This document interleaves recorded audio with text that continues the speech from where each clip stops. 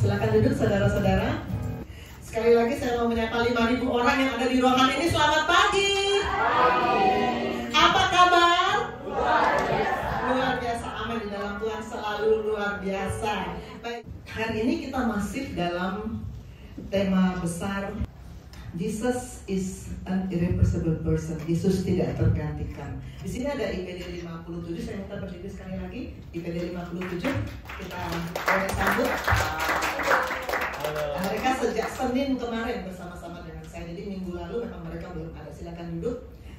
Karena mereka masih baru, tentu mereka belum tahu bahwa kita punya tema tahunan. Jadi di gereja ini kita punya tema tahunan yang dicanangkan oleh Bapak Rohani. Yesus tidak tergantikan. Itu tema kita sepanjang tahun 2024. Dan dalam 3 sharing saya terakhir 2 minggu lalu dan sekarang, saya mau mengajak kita untuk merenungkan dari Yohanes 14 ayat 6 yang tadi kita baca, bahwa Yesus adalah jalan, Yesus adalah kebenaran, dan hari ini kita masuk pada yang ketiga, Yesus adalah hidup.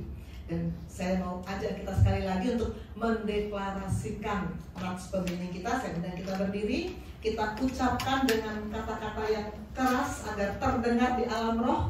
Yohanes 14 ayat 6. 1, 2, 3. Kata Yesus kepadanya, Akulah jalan dan kebenaran dan hidup.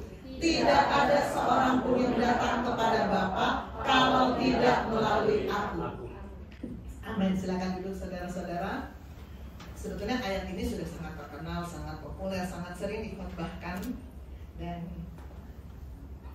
saya tetap masih mau mengajak kita untuk merenungkan ayat ini sebagai subtema dari Jesus is the center. Tema utama kita di bawahnya Yesus tidak tergantikan, dan sekarang Yesus adalah hidup. Jesus is the life. Saya ajak kita untuk membaca perikop yang memuat ayat ini.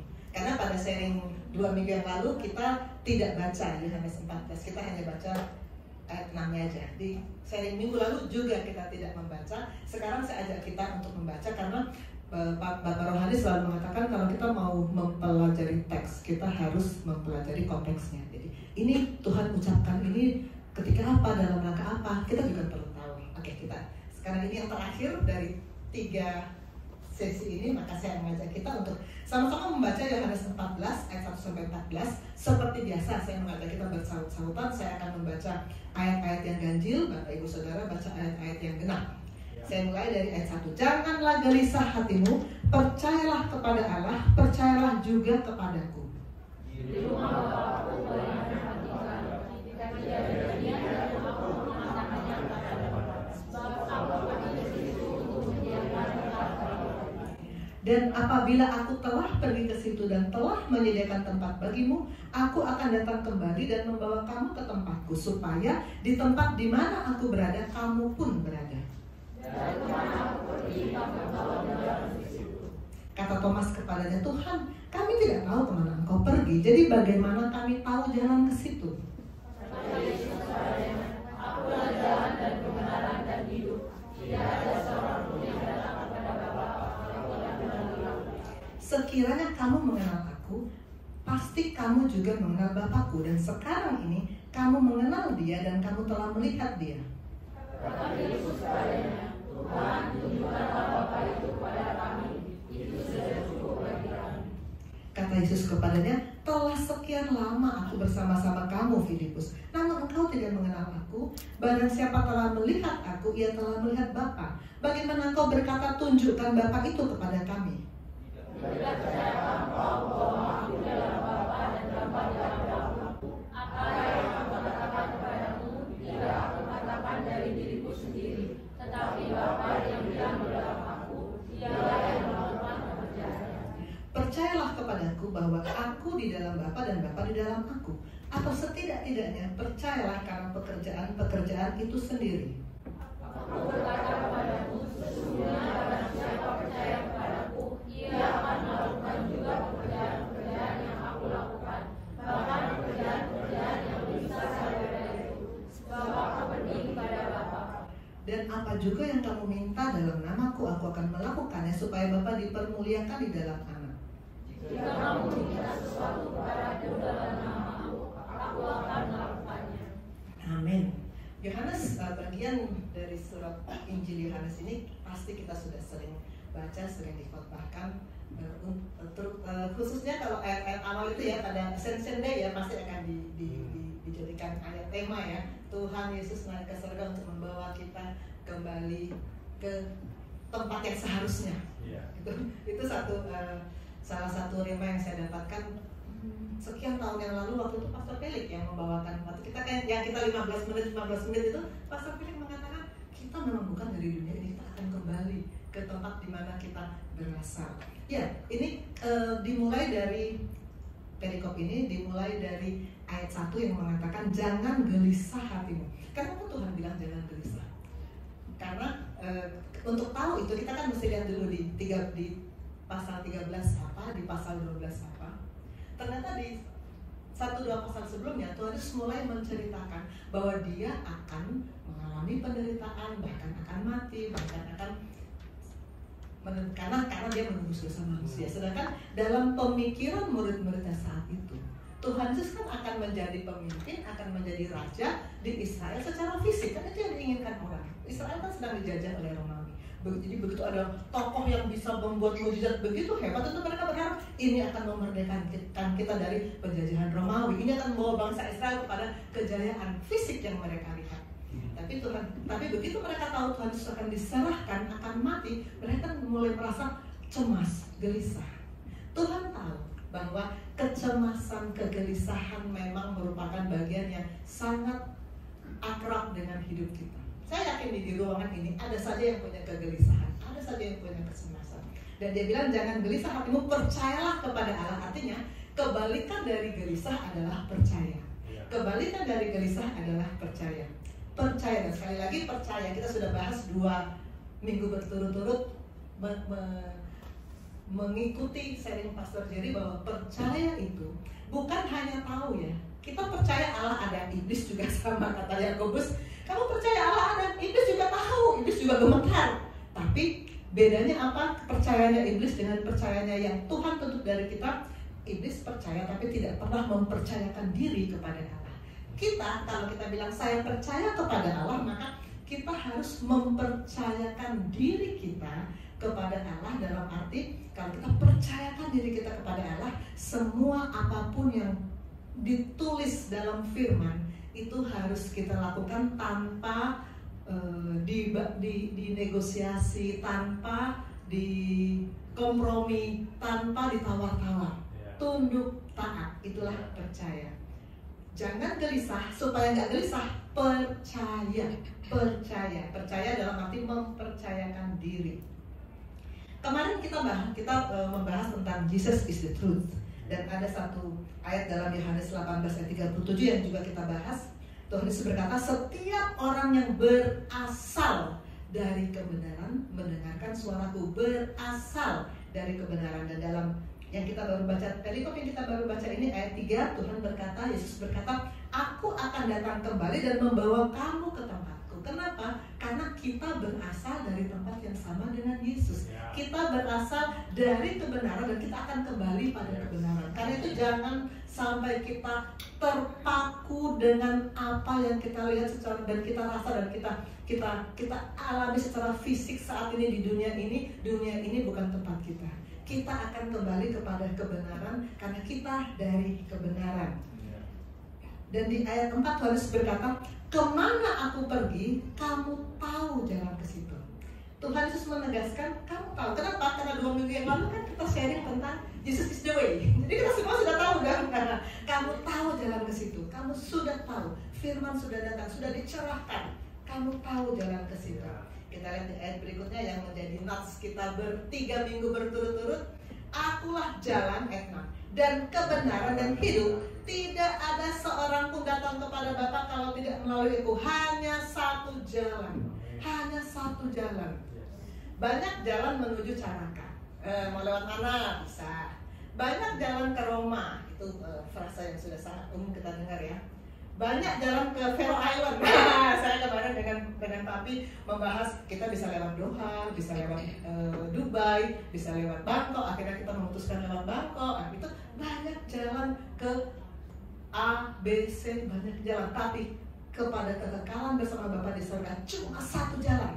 Cuma satu jalan, melalui Yesus. Bukan melalui agama, bukan. Bukan, melalui Katolik, melalui Protestan, melalui Baptis, melalui Karismatik, melalui Metodis, bukan. Aliran apa saja, Tuhan tidak tanya. Nggak ada di Alkitab dibilang aliran-aliran sekte-sekte, nggak ada. Hanya melalui Yesus. Hanya yang Tuhannya adalah Yesus. Hanya satu jalan. Karena itu kemarin sekian minggu yang lalu kan Pastor Cakra bicara tentang unity. Tuhan mau kita bersatu sesama kita, di antara sama-sama orang percaya dan dengan Tuhan. Unity, tidak terbagi-bagi dalam sekte-sekte dan golongan-golongan dan aliran-aliran.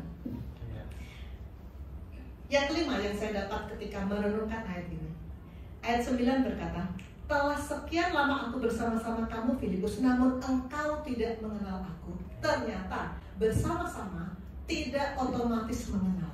Filipus sudah sekian lama, Tuhan Yesus kan bekerja di dunia bersama murid-muridnya 3,5 tahun. Mungkin ini kan menjelang dia diserahkan, jadi mungkin ini sudah 3 tahun lebih gitu ya.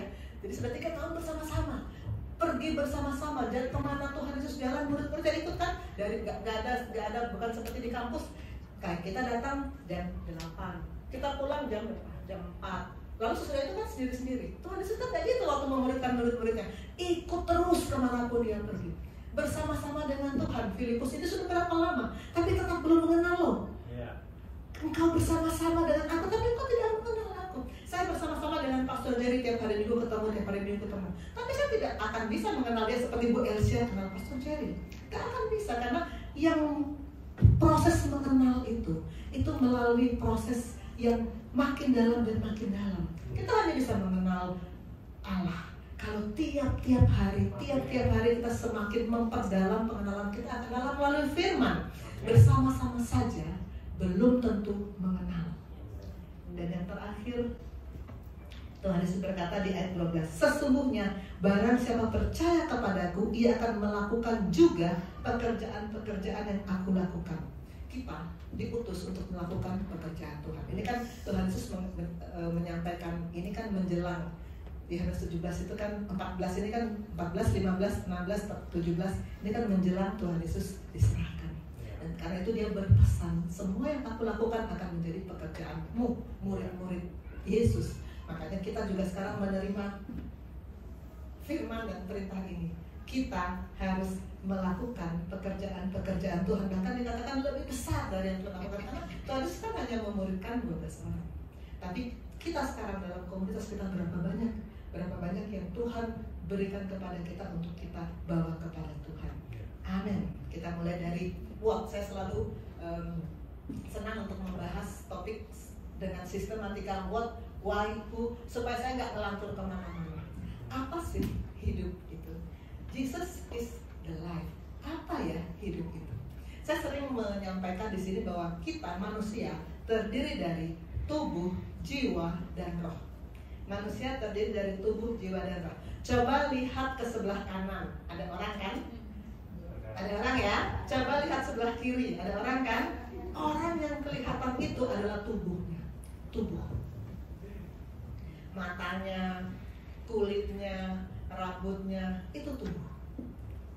Di dalam tubuh itu ada panca indera yang kita bisa raba, yang kita bisa lihat, yang kita bisa hirup, yang kita bisa taste, rasa. Itu semuanya adalah komponen dari tubuh. Itu yang bisa kita lihat. Saya mau biar sekalian kenal ya, saya mau undang ke sini maju anak 57 Putri dan Yogi maju, biar kenal ya. Maju di sini, sekalian kenalan. Putri ini Manado ya, Manado tapi orang tuanya di Papua. Kalau Yogi ini Toraja, orang tua di mana? Di Toraja. Ya, coba Yogi, Putri, kamu melihat Yogi, apa yang kamu lihat? Tubuh ya, kamu lihat tubuh. Bagaimana kamu mendeskripsikan fisiknya Yogi? Rambutnya bagaimana, kulitnya bagaimana, matanya bagaimana? Rambutnya hitam, matanya 2, pakai kacamata. Ya, itu semua tubuh. Yang kita lihat pada seseorang adalah tubuh, fisik. Nah, sekarang Yogi, kamu melihat Putri, bisa nggak kamu mengatakan jiwanya seperti apa? Kalau kamu lihat Putri, bisa kamu bilang, oh dia penuh kasih sayang, mana tahu ya. Kita nggak bisa menilai jiwa orang hanya dengan kita melihat. Jiwa itu terkait dengan emosi, terkait dengan logika. Kalau saya mengajar kalian di kelas, saya kasih ilmu kedokteran itu untuk mengasah logika kalian kan. Itu untuk membuat kalian, oh jiwa kalian yang kita sedang olah, bukan fisik. Mau saya nggak ganggu, Anda bisa saya nggak bisa apa-apakan fisik kalian, tapi jiwa kalian mau saya upgrade supaya tahu ilmu kedokteran. Begitu juga emosi. Kalau kita sharing, kita bicara emosi, apa yang kalian rasakan, saya mau kalian merasakan apa yang Firman rasakan. Itu emosi, itu juga bagian dari jiwa. Itu kita tidak bisa lihat, tidak bisa menilai kalau hanya baru lihat pandangan-pandangan begini. Yang kita lihat saat pandangan-pandangan begini hanya fisik.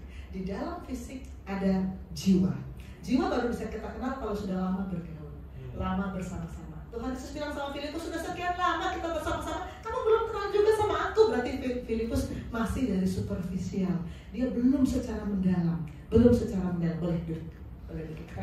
Di dalam jiwa ada roh. Di dalam jiwa ada roh. Tubuh, jiwa, dan roh. Apakah ketiga unsur ini memang alkitabiah? Di mana ayatnya? Tadi Pastor Jerry bilang mana DP ayat? Yang mana ayatnya? 1 Tesalonika 5 ayat 23. Semoga Allah damai sejahtera menguduskan kamu seluruhnya, dan semoga roh, jiwa, dan tubuhmu terpelihara sempurna dengan tak bercacat sampai pada kedatangan Yesus Kristus. Roh, jiwa, dan tubuh memang disebut secara eksplisit di firman. Tuhan mau roh, jiwa, dan tubuh kita sama-sama terpelihara. Waktu saya masih SD atau SMP lah, ada ilmu mata pelajaran ya, waktu kita masih sekarang namanya bukan kuliah, pelajaran mata pelajaran namanya ilmu hayat. Ilmu hayat itu mempelajari tentang makhluk hidup. Makhluk hidup yang saya pelajari waktu sekolah, ada yang hanya tubuh saja, hanya tubuh. Pohon hanya tubuh. Hidup, karena dia kan bertumbuh. Dan dia bisa mati. Bisa hidup, bisa mati, berarti makhluk hidup. Tapi pohon itu hanya tubuh, hanya fisik. Gak ada jiwanya. Pohon gak bisa berpikir. Pohon gak bisa jadi dokter. Gak bisa. Hanya tubuh. Setingkat di atas itu ada makhluk hidup yang tubuh dan jiwa. Hewan. Hewan itu punya jiwa, punya perasaan, bisa berpikir. Dia bisa berpikir, gue mau makan. Kalau singa kan mau makan, singa makan apa ya? Kambing, domba. Dia kan pasti mikir dulu, ini domba, aku mau makan gitu ya. Pasti mikir dulu. Ada emosi. Kalau binatang peliharaan sudah sangat dekat dengan kita rasa ada emosi ya. Binatang itu melihat kita dengan matanya, rasanya aduh ada jiwa. Tapi roh tidak ada. Binatang kalau mati sudah. Nggak ada binatang lahir baru masuk surga, nggak ada.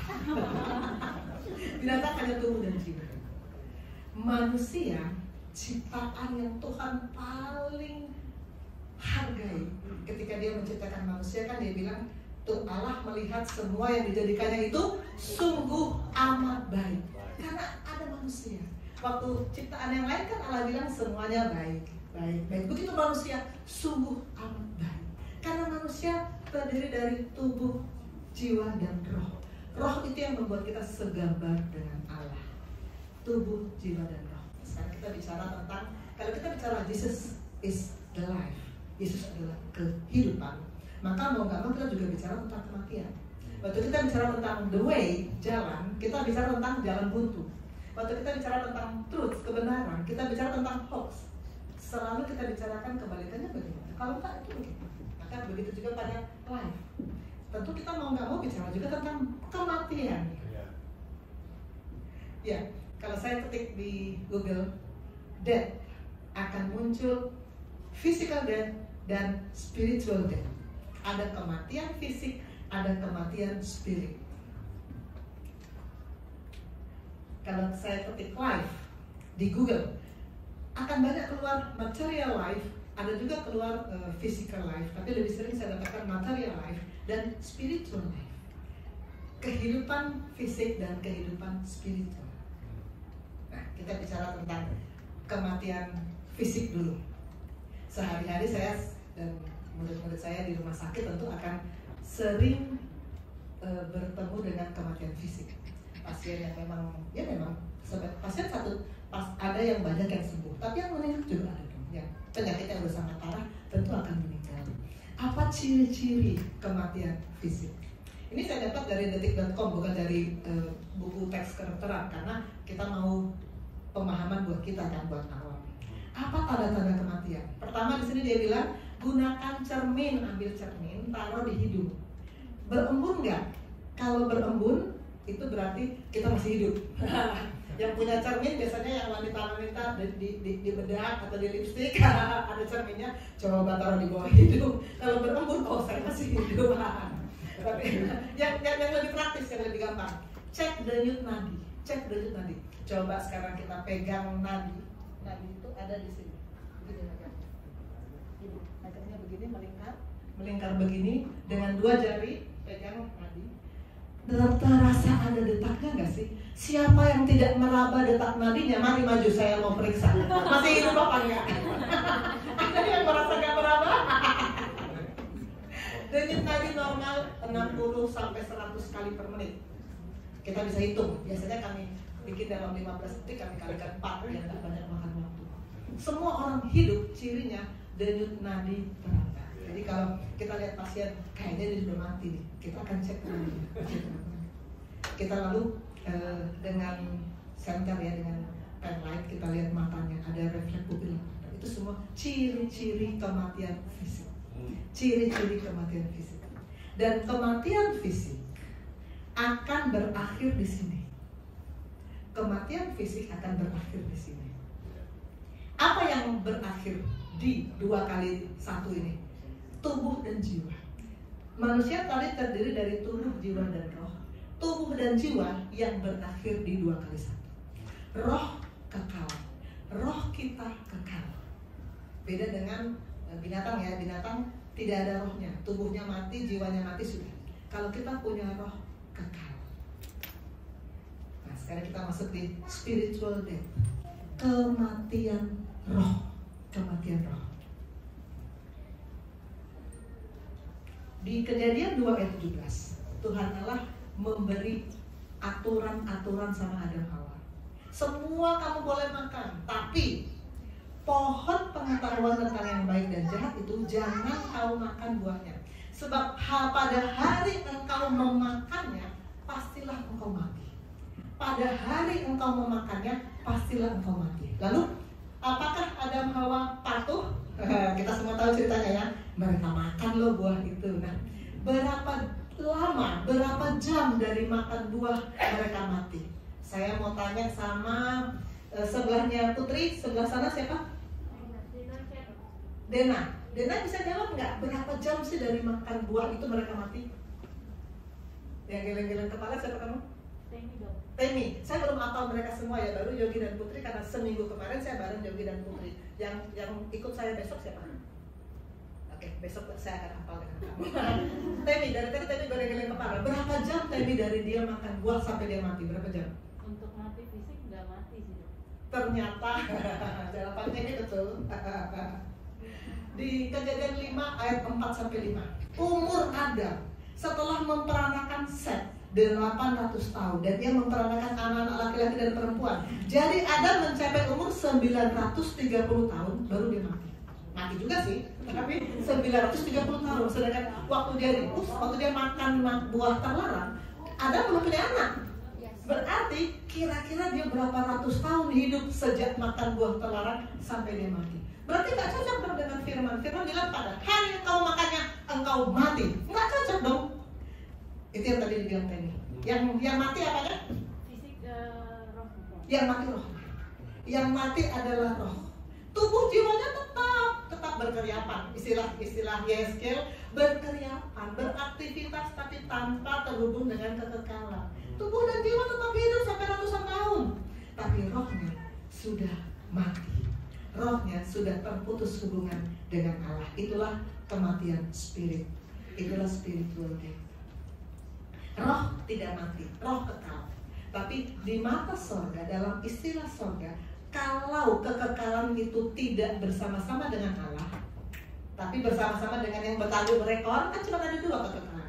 Bersama-sama dengan yang bertanduk berekor, namanya di mata sorga definisinya adalah mati kekal.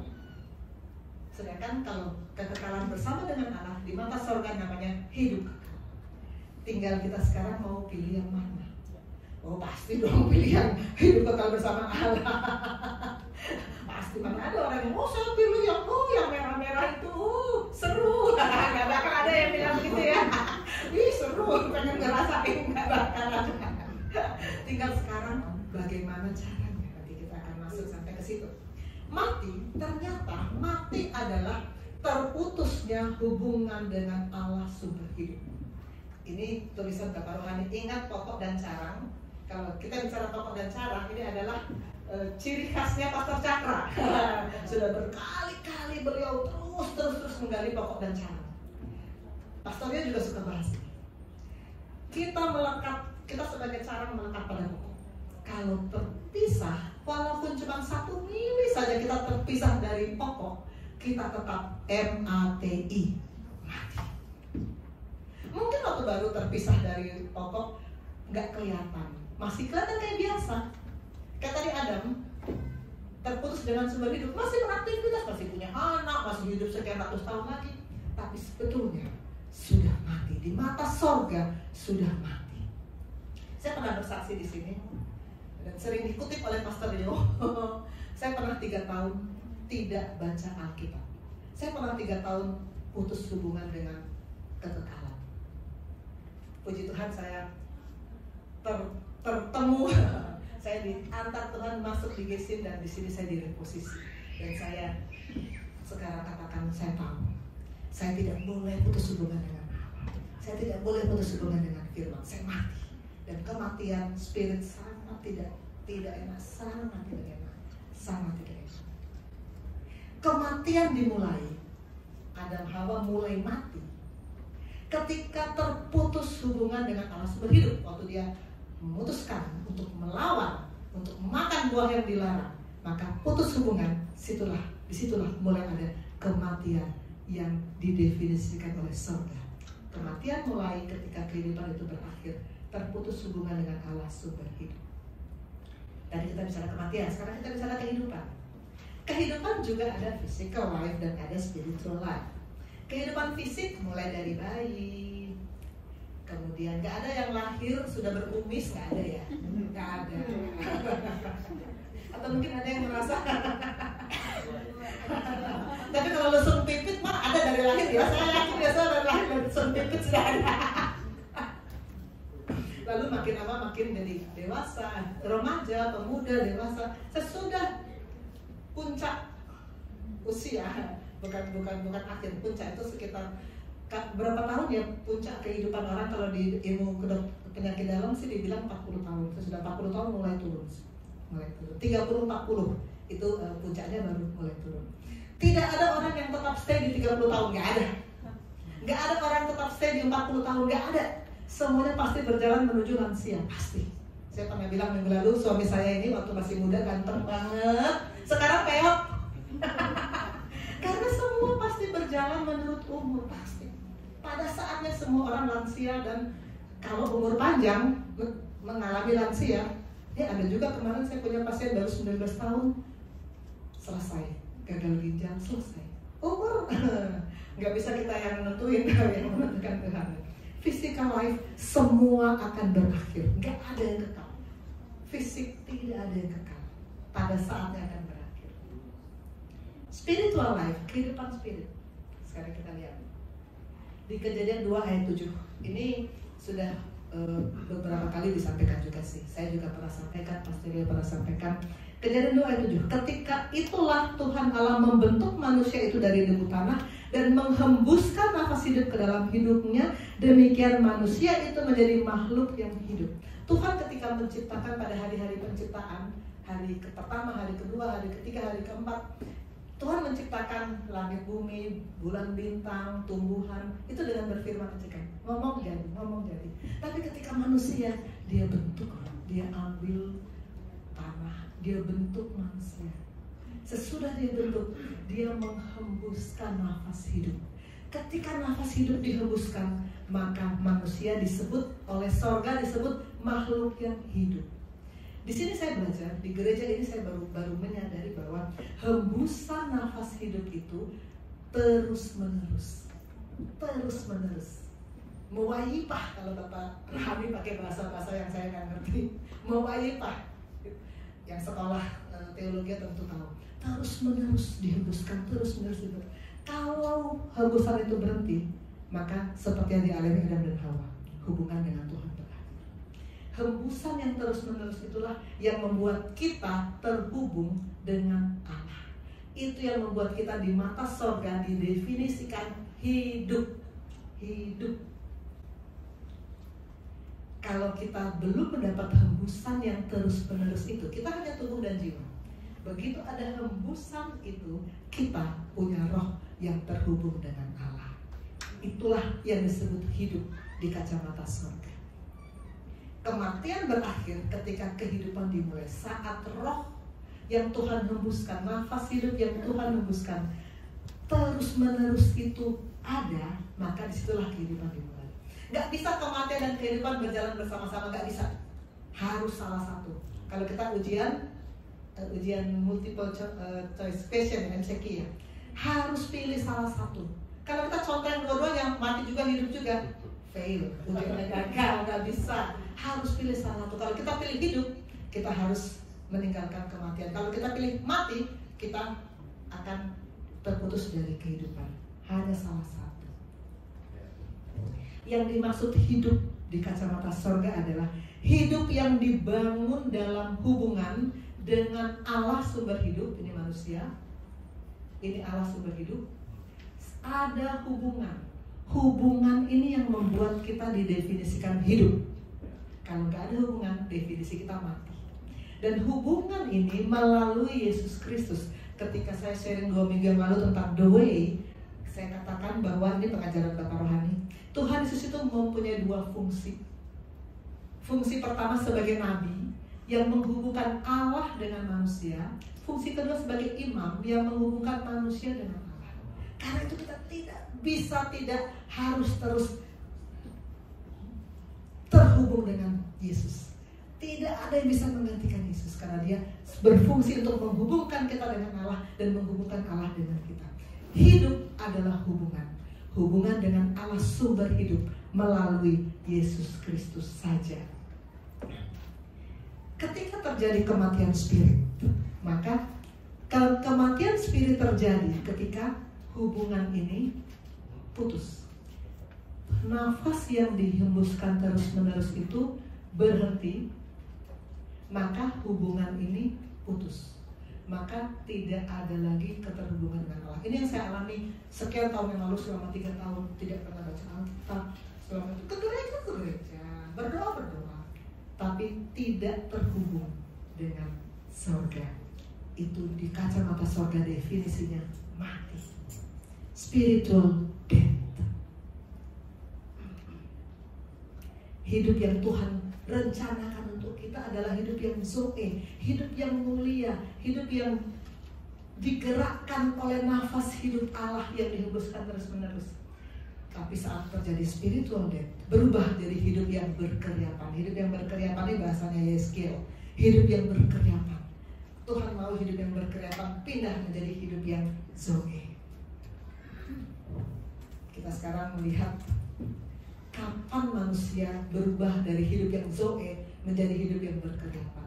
Di Kejadian 3. Ini sebenarnya peristiwa yang sedih-sedih gimana gitu, kok terjadi sih, tapi yang terjadi sebenarnya memang sudah terjadi. Kita baca Kejadian 3 1-14 seperti biasa, kita bersahut-sahutan biar nggak ngantuk ya. Saya baca yang ganjil, Bapak Ibu Saudara baca yang genap. Adapun ular ialah yang paling cerdik dari segala binatang di darat yang dijadikan oleh Tuhan Allah. Ular itu berkata kepada perempuan itu, tentulah Allah berfirman, semua pohon dalam taman ini jangan kamu makan buahnya, bukan? Buah pohon-pohon Tapi tentang buah pohon yang ada di tengah-tengah taman, Allah berfirman, jangan kamu makan ataupun raba buah itu, nanti kamu mati. Tetapi ular itu berkata kepada perempuan itu, sekali-sekali kamu tidak akan mati. Tapi Allah mengetahui bahwa pada waktu kamu memakannya, matamu akan terbuka dan kamu akan menjadi seperti Allah, tahu tentang yang baik dan yang jahat. Perempuan itu melihat bahwa buah pohon itu baik untuk dimakan dan selera-selera. Lagi-lagi pohon itu menarik hati karena memberi pengertian. Lalu ia mengambil dari buahnya dan dimakannya dan diberikannya juga kepada suaminya yang bersama-sama dengan dia, dan suaminya pun memakan. Maka terbukalah mata mereka berdua dan mereka tahu bahwa mereka telanjang, lalu mereka menyemat daun pohon ara dan membuat pesawat. Ketika mereka mendengar bunyi langkah Tuhan Allah yang berjalan-jalan dalam taman itu pada waktu hari sejuk, bersembunyilah manusia dan istrinya itu terhadap Tuhan Allah di antara pohon-pohon dalam taman. Tapi Tuhan Allah memanggil manusia itu dan berfirman kepadanya, di manakah engkau? Ia menjawab, ketika aku mendengar bahwa engkau ada dalam taman ini, aku menjadi takut karena aku telanjang, sebab itu aku bersembunyi. Firman-Nya, siapakah yang memberitahukan kepadamu bahwa engkau telanjang? Apakah engkau makan dari buah pohon yang kularang engkau makan itu? Manusia itu menjawab, perempuan yang kau tempatkan di sisiku, dialah yang memberi dari buah pohon itu kepadaku, maka aku makan. Kemudian berfirman Tuhan Allah kepada perempuan itu, apakah yang telah kau perbuat ini? Jawab perempuan itu, ular itu yang memperdaya aku, maka aku makan.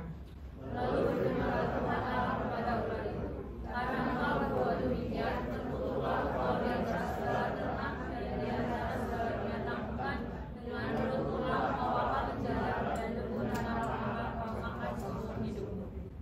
Kejadian ini yang membuat manusia pertama pindah dari hidup yang di dalam Tuhan, spiritual life, pindah menjadi spiritual death, hidup yang tidak terhubung lagi dengan Tuhan. Di ayat 1, ular datang ngajak ngobrol. Sebetulnya ular tuh bukan pantarannya Hawa. Pantarannya Hawa kan ada. Adam dan Hawa diciptakan untuk saling menjadi pasangan. Bukan ular, tapi ular itu cerdik banget memang. Memang ular binatang paling cerdik. Dia mulai mancing-mancing. Dia mulai memberikan pernyataan-pernyataan yang bikin Hawa jadi mau respon, jadi mau jawab. Dia kasih pernyataan yang bertolak belakang kan. Tentu Allah berfirman, pohon dalam taman ini, semua pohon dalam taman ini jangan kamu makan buahnya, bukan? Jadi mulai balik-balik kan, sehingga Hawa jadi kayak nafsu mau jawab gitu ya. Iblis selalu berusaha supaya kita terkecoh. Hati-hati, jangan terkecoh. Itu keahliannya iblis. Dia penipu, dia selalu memutarbalikkan, jangan terkecoh. Perempuan itu melihat bahwa buah pohon itu, ayat 6, baik untuk dimakan dan sedap kelihatannya. Saya mau pastikan bahwa dunia ini memang menarik. Dunia itu menarik.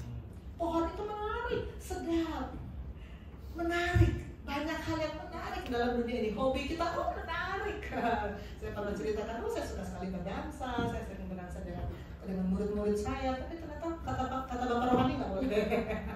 Banyak yang menarik, tapi ternyata tidak boleh. Kenapa? Karena kalau firman sudah membuat larangan, buah itu kenapa sih kok nggak boleh? Tapi firman membuat larangan, maka kita harus patuh. Nggak ada tawar-menawar. Kita ciptakan, nggak mungkin kita negosiasi. Ayo Tuhan kita rapat dulu, nggak bisa. Firman bilang nggak boleh, dia nggak boleh. Tapi dunia itu memang menarik. Maka akhirnya Hawa tertarik untuk melanggar perintah Tuhan. Maka terjadilah drama sampai sekarang. Ayat 8. Ini ayat 8 saya suka. Ada bunyi langkah Tuhan Allah yang berjalan-jalan dalam taman itu pada waktu hari sejuk. Pada waktu taman itu Taman Eden. Ini kan Taman Eden ya. Pasti luar biasa indahnya. Apalagi saat hari sejuk, kita sangat menikmati. Kalau kita jalan-jalan di taman yang indah tapi panas terik, kita kan pasti kegerahan, nggak bisa menikmati. Tapi ini disebut di Alkitab, Allah berjalan-jalan di taman pada waktu hari sejuk. Allah menikmati taman yang Dia ciptakan dan hari sejuk sehingga kenikmatan itu sempurna. Dan ketika itu siapa yang Allah cari? Apakah Allah mencari malaikat? Ayo malaikat kumpul, kita paduan suara. Enggak ya? Ayo serafim kerubim, ayo kita nyanyi-nyanyi. Enggak ya? Yang Tuhan cari siapa? Manusia. Karena yang Allah paling rindukan untuk menikmati ciptaannya adalah manusia. Allah sangat merindukan unity dengan manusia. Yang Dia cari manusia, bukan malaikat. Tapi ternyata manusia baru saja melanggar perintah Tuhan. Saya tahun lalu kan jalan-jalan dengan Arya ke Pennsylvania ya, ke tempat adik saya. Ada taman yang sangat bagus di situ. Salah satu taman yang terbesar dan terindah di dunia, namanya Longwood Garden. Itu indah sekali, indah sekali. Saya membayangkan Firdaus, Taman Eden pasti lebih indah lagi dari ini. Dan kalau kita menikmati keindahan, kita pasti senang menikmati bersama orang yang kita kasihi. Saya dengan adik saya sudah 5 tahun nggak ketemu. Jadi waktu ketemu lalu kita sama-sama jalan di sini, apalagi dengan anak saya Arya yang sangat saya sayangi. Rasanya, aduh ini pas banget. Menikmati keindahan bersama-sama dengan orang yang saya sayangi, sempurna keindahan itu. Senang banget. Tamannya indah, ada adik saya, ada anak saya, senang banget. Tuhan Allah ketika berjalan-jalan di taman, Tuhan Allah berjalan-jalan dalam taman itu pada waktu hari sejuk, Dia mencari manusia. Apakah manusia ketika itu tetap masih berada dalam hubungan dengan Dia? Ternyata tidak.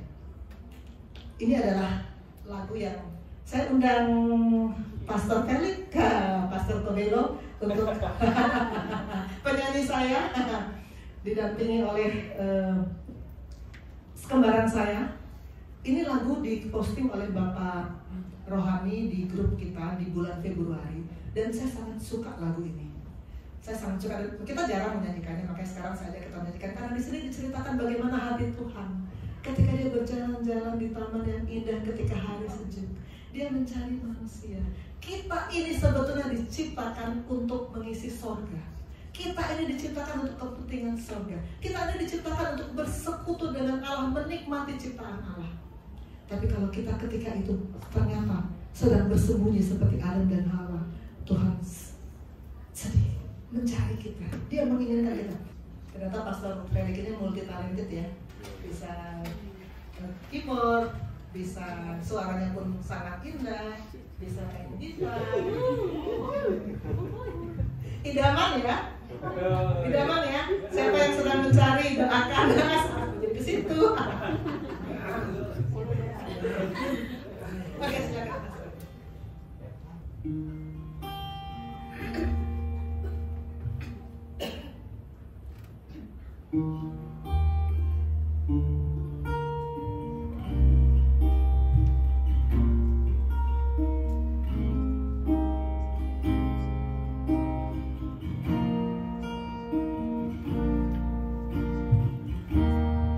Deep in the covers in your heart stood your beloved Uresa, the fairest amongst 30,000 miles. You formed the season and fixed the time. You gave me smiles in the morning light, green as a flow from your love.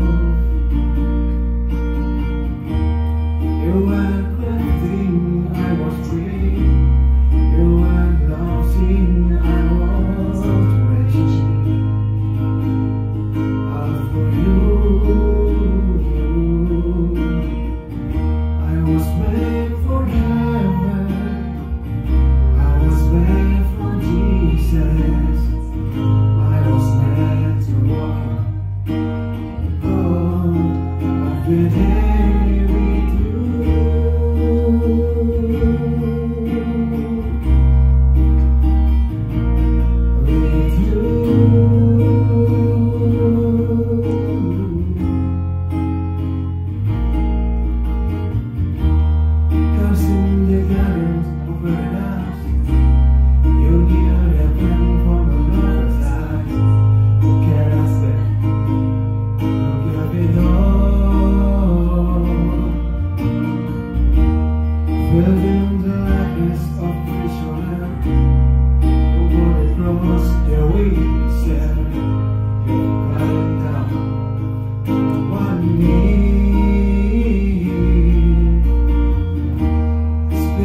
No, I am living, but feeling well. No, I am saying what I was made for. I was made for heaven. I was made for Jesus. I was made to walk in the calm of the day with you. I was made for heaven. I was made for Jesus.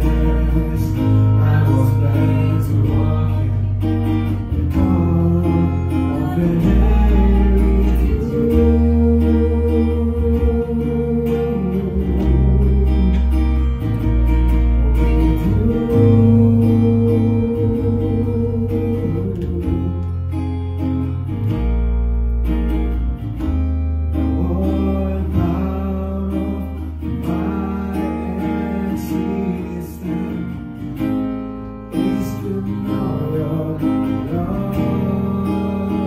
Katakan ini menjadi deklarasi kita.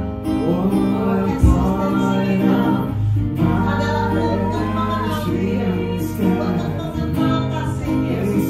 Eksistensi kita untuk terus dan terus mengenal Dia. Kita diciptakan untuk Tuhan. Kita diciptakan untuk menikmati bersama Dia. Jangan sampai kita ditemukan Allah sedang bersembunyi dari Allah.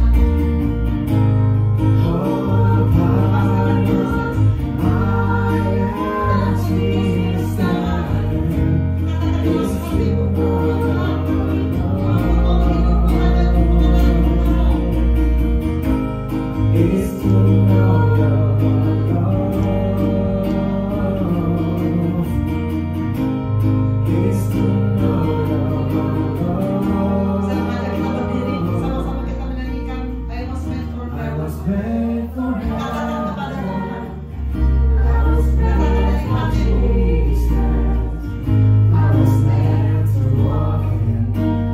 kalau mau menikmati firman bersama-sama dengan kita, bersama dengan Dia mencari manusia, mencari kita.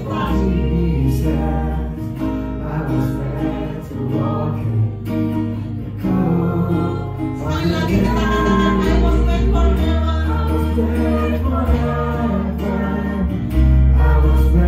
Pastikan kita diciptakan untuk surga. Kita diciptakan untuk pastikan kita ada ketika Allah sedang berjalan-jalan di hari Sabtu, menikmatinya bersama manusia. Kita ada di situ.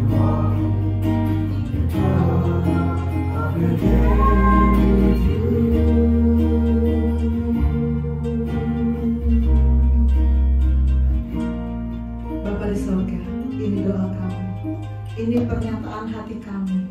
Kami mau katakan bahwa kami saat ini menyadari hidup kami yang Tuhan berikan ini adalah hidup untuk kepentingan surga. Hidup kami yang Tuhan berikan ini adalah hidup untuk Allah nikmati dengan ciptaan-Mu. Engkau berjalan-jalan di hari yang sejuk, Engkau mencari manusia. Kami ada di sini Tuhan, kami mau terus mengenal Engkau. Kami mau hidup kami sepenuhnya untuk Tuhan. Kami mau matikan kedagingan kami. Kami mau sungguh-sungguh ikut Tuhan, seperti definisi yang Tuhan mau. Sangkal diri, pikul salib dan ikut Tuhan. Hidup kami adalah hidup yang zoe yang Tuhan sudah berikan saat Tuhan sudah tebus kami. Terima kasih Bapa dalam nama Tuhan Yesus. Amin. Silakan duduk saudara. Terima kasih Pastor, terima kasih Susan. Ya, kita lanjut. Masih dalam perikop yang sama. Di ayat 14. Debu tanahlah yang akan kau makan seumur hidupmu. Sebetulnya ini sudah pernah saya sampaikan, juga Pastor ya sudah pernah sampaikan, tapi saya mengingatkan kita lagi tentang debu tanah. Ketika Allah menciptakan manusia, Allah menciptakan, membentuk kita dari debu tanah kan. Kemudian Allah menghembuskan nafas hidup. Ketika nafas hidup itu terputus, kita kembali dalam status debu tanah. Kejadian 3:19, sesudah terjadi kejatuhan manusia, Allah berkata, dengan berpeluh engkau akan mencari makananmu sampai engkau kembali lagi menjadi tanah, karena dari situ engkau diambil. Sebab dari debu, sebab engkau debu dan engkau akan kembali menjadi debu. Terputusnya hubungan dengan Allah akan membuat kita berstatus debu tanah.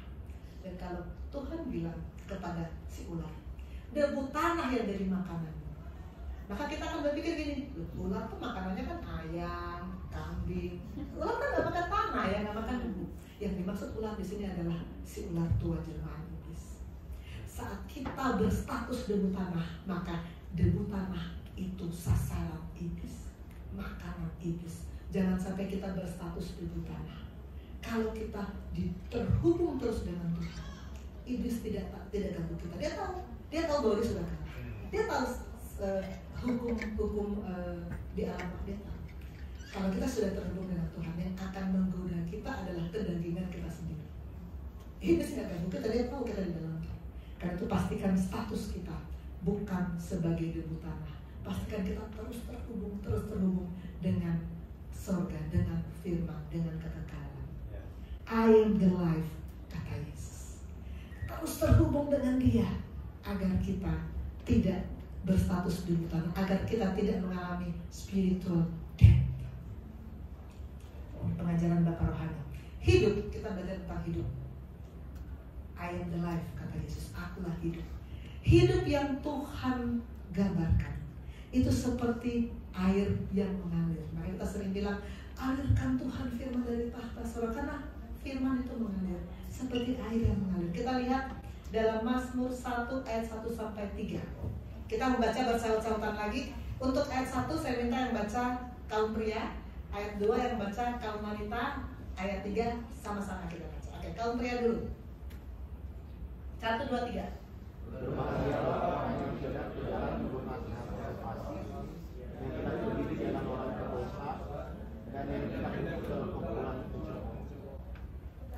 Tetapi yang kesempatannya ialah orang Tuhan dan melakukan seorang itu siang dan malam. Sama-sama. Ia seperti pohon yang ditanam di tepi aliran air, yang menghasilkan buahnya pada musimnya, yang tidak layu daunnya, apa saja yang diperbuatnya berhasil. Siapa yang tidak ingin kehidupan di ayat 3 ini? Semua pengen begini.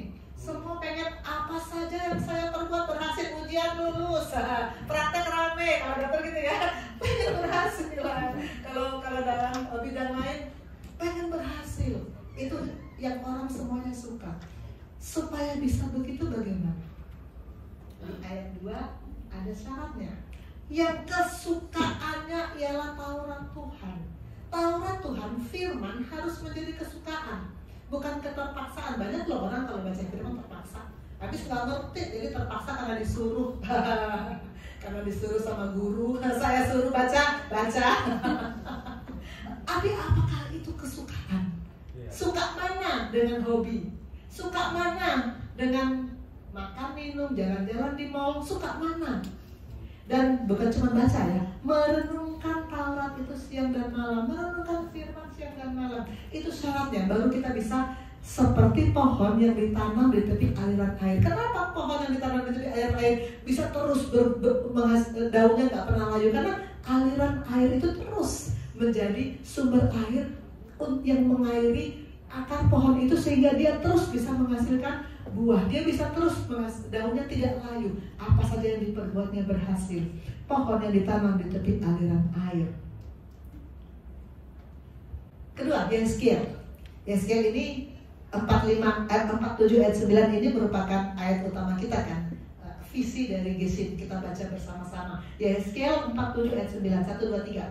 Sehingga kemana saja sungai itu mengalir, segala makhluk hidup yang berkeriapan di sana akan hidup. Ikan-ikan akan menjadi sangat banyak, sebab kemana saja air itu sampai, air laut di situ menjadi tawar. Dan kemana saja sungai itu mengalir, semuanya di sana akan hidup. Ini sebetulnya pernah saya sharingkan tahun lalu dalam topik Yesus tujuan. Yeskiel 47 berbicara tentang air yang keluar dari bait suci.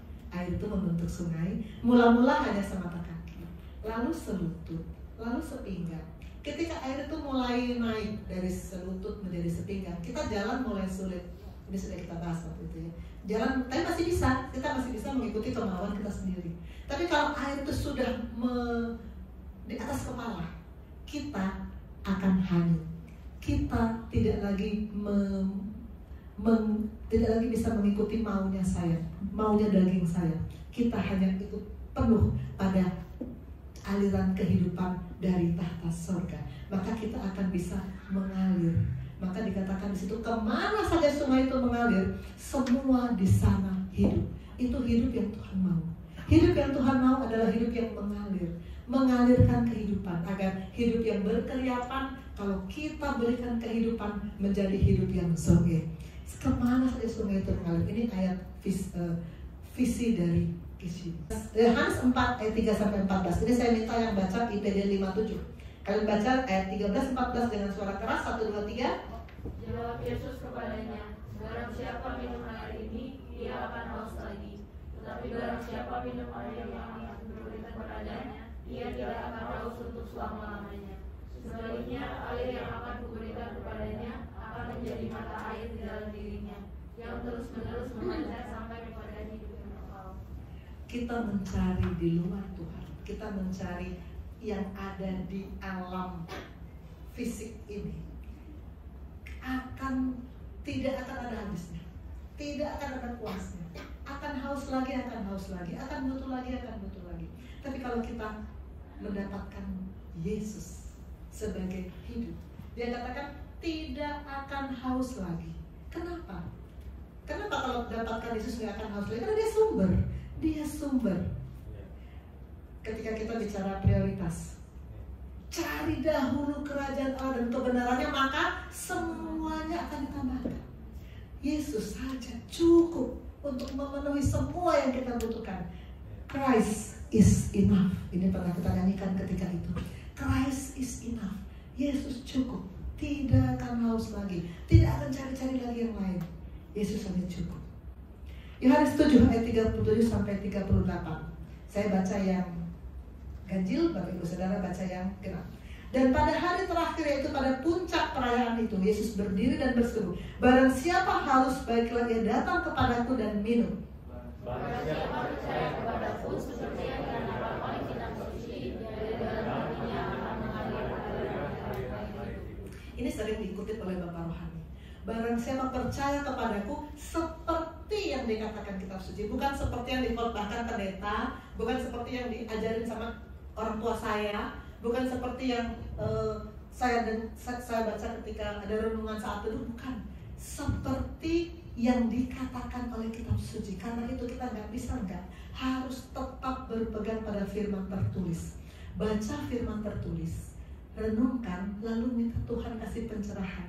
Datang rema, datang perkataan Kristus. Tiba-tiba ada suara Tuhan tanpa kita membaca dan merenungkan firman tertulis. Hati-hati, suara dari siapa itu? Hati-hati, karena banyak orang kan, kalau Papi selalu bilang, Tuhan bilang, tapi tidak berdasarkan firman tertulis. Barang siapa percaya kepadaku, seperti yang dikatakan oleh kitab suci, dari dalam hatinya akan mengalir. Kalau kita percaya, mempercayakan hidup seperti yang tertulis dalam kitab suci yang tiap hari kita baca, dari hidup kita akan mengalir aliran-aliran air hidup.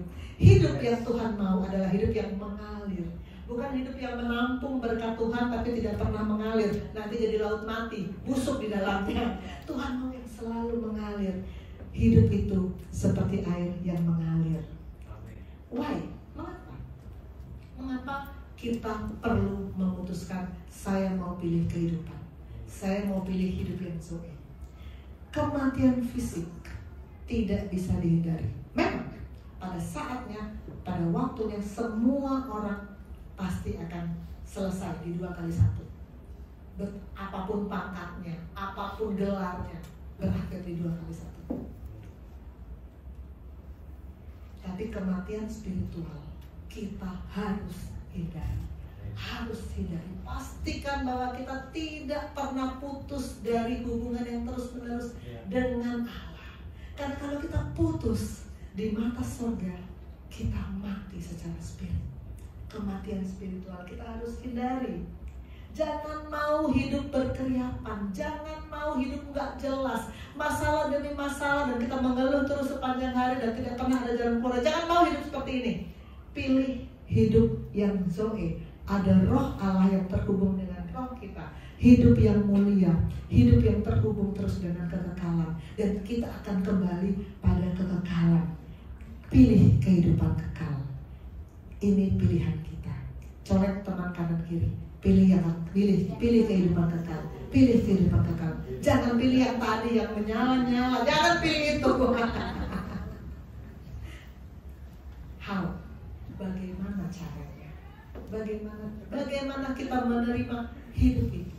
Jesus is the life. Bagaimana kita menerima hidup itu? Yang pertama tentu saja harus lahir baru. Ini sudah kita bahas sebagai syarat pertama pada saat kita 2 minggu yang lalu, dan sekarang. Lahir baru.